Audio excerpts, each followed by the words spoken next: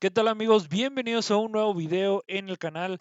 Llegamos al, pues digamos, al video estelar de esta noche. La verdad es que es muy picante lo que vamos a ver, porque sin duda, yo la verdad no sé por qué, de dónde se sacan tanta cosa. La verdad es que todo este tipo de discursos, perdonen, solamente están, pues digamos, polarizando así a la sociedad. Así que bueno, vamos a ver cómo el senador Schmitt da un duro mensaje hacia los colegas demócratas, condenando supuestamente una izquierda súper radical, que la verdad es que ni existe en los Estados Unidos. Así que, bueno, quédense porque va a estar muy bueno el video y adelante con las imágenes. Not only today, but in past days.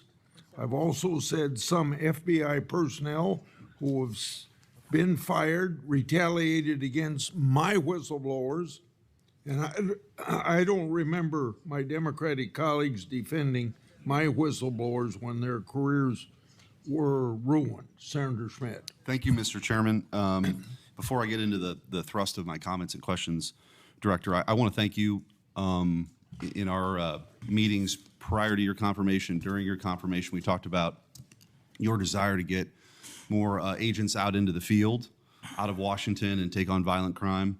And you fulfilled that. St. Louis received the largest permanent per capita infusion of FBI agents anywhere in the country. And I know it's not only an isolated event, but we certainly appreciate your honoring your commitment to do that. And I know there's a lot of great opportunities ahead to take on violent crime, which you've highlighted many of the successes in your introductory comments.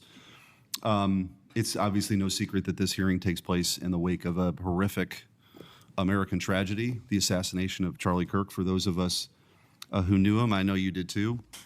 It's still sort of difficult to put into words what a tragic loss that is, not just for his family, but for our country, for free speech, for a belief that we can have a free exchange of ideas. And he was quite literally shot in the throat in an attempt to silence him and take his life. And so you have this task now of this investigation. There's been an arrest. But I think that we face an even larger crisis that law enforcement alone can't tackle alone. It's a crisis that is culminated in the assassination of Charlie. But it doesn't end there. It's I think every bit present right now. And the challenge is greater than quite frankly, I would have imagined. Seeing some of the comments that have taken place after the assassination, and something that I think as a country we have to reckon with. And it's something deeper, much deeper than a rejection of law and order or the norms of civil society. We've entered a very dangerous time, I think, in our country. And that should be clear to everyone. Political violence is a sign of a deep and corrosive sickness in any society. But in America today, the problem is just not political violence in the abstract. It is the specific kind of political violence which is overwhelmingly driven by a specific set of actors and groups. None of this emerged out of thin air. Over the past week, leaders from across the political spectrum have come out and forcefully condemned Charlie's murder and political violence more broadly. For that, we're all very grateful. We should be grateful. There have been calls to unite and come together in the wake of Charlie's murder, and I want to do that. I do. Someday I pray that we can be united as a country again and go forward together as a one people and under one flag, but we are not united. Upstream from the dehumanization and demonizing political violence and rhetoric tearing apart our country is a divide on how we view America and Americans. Is America good? Is America evil? Is there something inherently special about Western civilization, or is this 2,000-year project rotten to the core? And if it is something worth fighting for, which I believe, how do we do it? With words and ideas like Charlie did, or with firebombs and assassins' bullets? Political violence is always wrong, period, full stop. It doesn't matter which side in the name of any ideology or cause, it's wrong. But in America today, political violence is not a problem that falls equally upon both sides. We have to be honest about this. We must reject an attempt to paint it as some kind of random phenomenon with no particular creed or ideology, a kind of spontaneous insanity, which takes place outside of any broader social context and has no pattern at all. That's wrong. So free speech, yes. Political violence, no. But we have to be honest about what's happening. Already, we're hearing people talk about Charlie's assassination in those terms. We're told that we can't possibly know what drove a killer to plan and carry out a murder of the most prominent conservative activist in America. But that's a lie. We do know. The facts are plain and clear, and we have to speak truth in this moment, or there's no other side of the mountain. The vast majority of Americans are against political violence, but there is a vocal, active minority that encourages and celebrates it, and that minority is overwhelmingly on the left.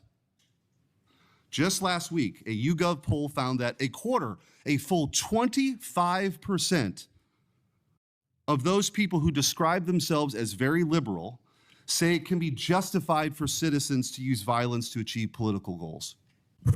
Less than 3% of very conservative Americans say the same. That's too many. That is 3% too many. But we are lying if we think that this is a both sides thing. It's not. We have to confront it. And you're going to have an important job of rooting out these terrorists.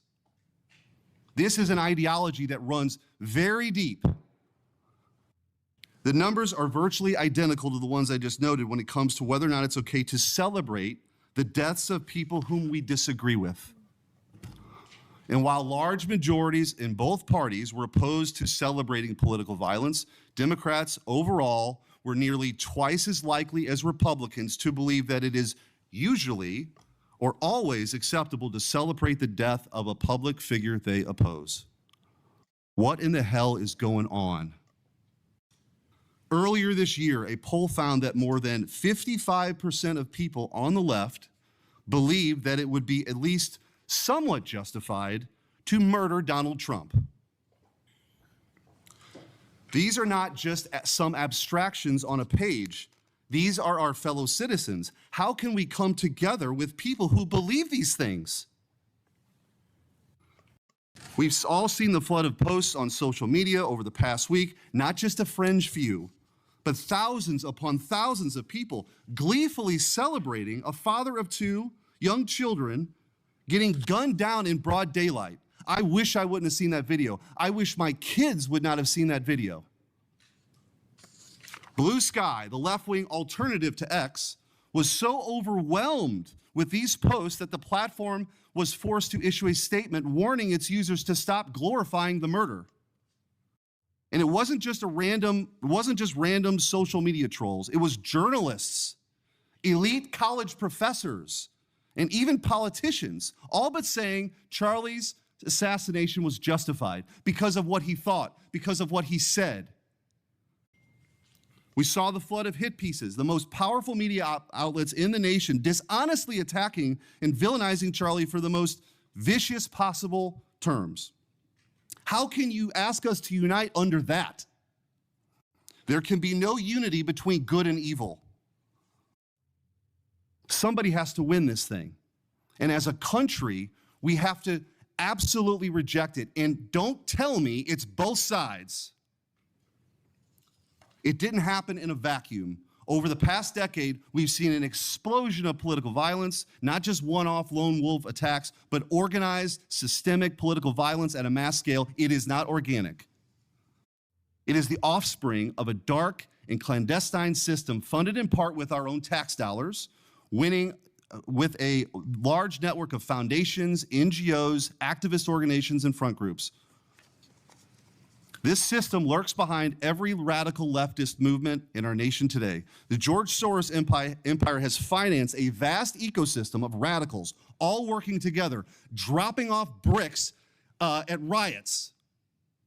to unleash a tidal wave of violently anarchists on our streets and to prop it up in an army of researchers and experts and journalists and propagandists who downplay the political violence. What he's doing is serious.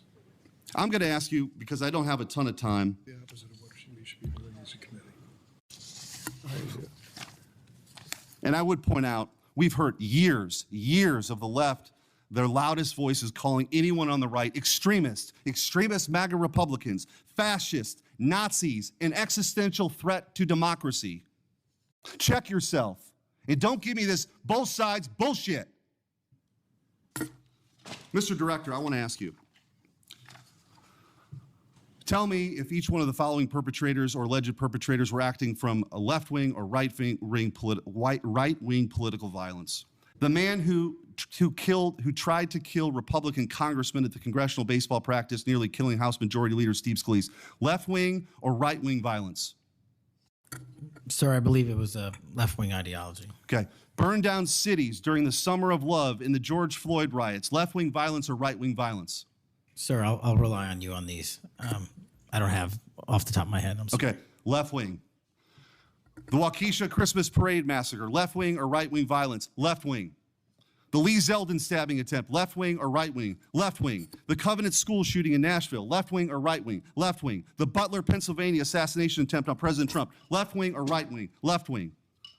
The Trump International West Palm Beach assassination attempt, left-wing.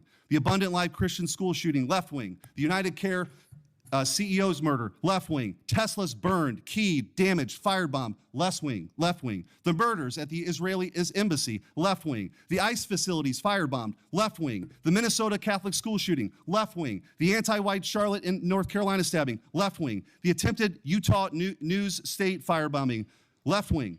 And now, of course, the culmination of this vile trend, a left-wing assassination of Charlie Kirk. So don't give me this both sides. If we want to get to unity, let's be honest. Let's be honest. Free speech, yes. Political violence, no. But let's be honest. Senator Hirano. Señores, lo que acabamos de ver sin duda es propaganda y de la barata. Qué lamentables declaraciones por parte del senador Schmitt. Este tipo de cosas, señores, yo sin duda no las aplaudo en lo absoluto.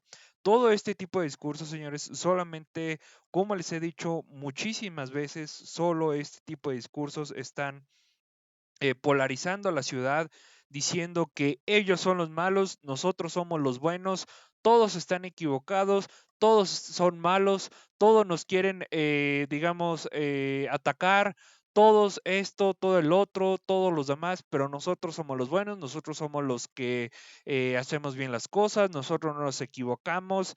Y la verdad es que es